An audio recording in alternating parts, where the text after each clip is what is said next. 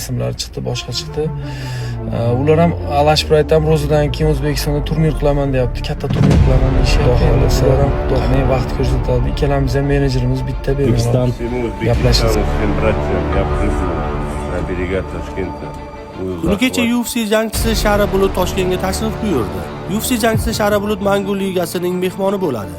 Bu press konferensiya davomida o'zbekistonlik UFC jangchisi Nursulton Ro'zboyev bilan jang qilishini, agar jang tashkillashtirilsa, albatta oktagonga chiqishini ma'lum qilgandi. Bu vaqtda Nursulton Ro'zboyev ham o'zining tayyor ekanligini bugun ertalab Instagram tarmog'i orqali ma'lum qildi. Marhamat, batafsil videoni tomosha qiling. Uydagilaringiz naqd pul olishi uchun siz ham naqd pul yuborishingiz shart emas.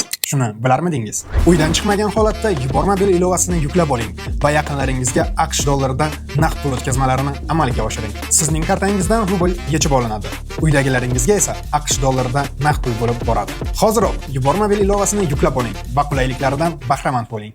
Assalomu alaykum hammaga, yaxshimisizlar, tuzimsizlar, charchamaysizlarmi? Kecha Shara Bulut videosini, hozir gapirgan videosini ko'pchilik tashladi, atmetki qildi. Bu zo'r, qiziq, o'zimga ham qiziq kurash.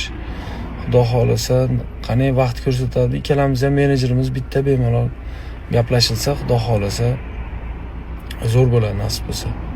Bundan oldin bilsanglar, yaqinda Adesanya bilan ham shunaqa grappling to'g'risida Alashpraytda bo'ladi degan rasmlar chiqdi, boshqa chiqdi. Ular ham Alashprayt ham ro'zadan keyin O'zbekistonda turnir qilaman deyapti. Katta turnir qilaman deyishyapti. Endi bular ham xudo xohlasa menejerlarimiz bilan gaplashib, ular bilan ham gaplashsa, bu suhbatga ham rosa qiziq. Ikkovi suhbatga ham rosa qiziq. Nimaga desanglar, ikkalasi ham UFCda nomi bor. Adesanyani bilasizlar, endi Shara Bulutni ham nomi bor, bilasizlar. Xudo xohlasa shunga qarab ro'zadan keyinga tayyorgarlik ko'ramiz, nasib. Sog' bo'linglar.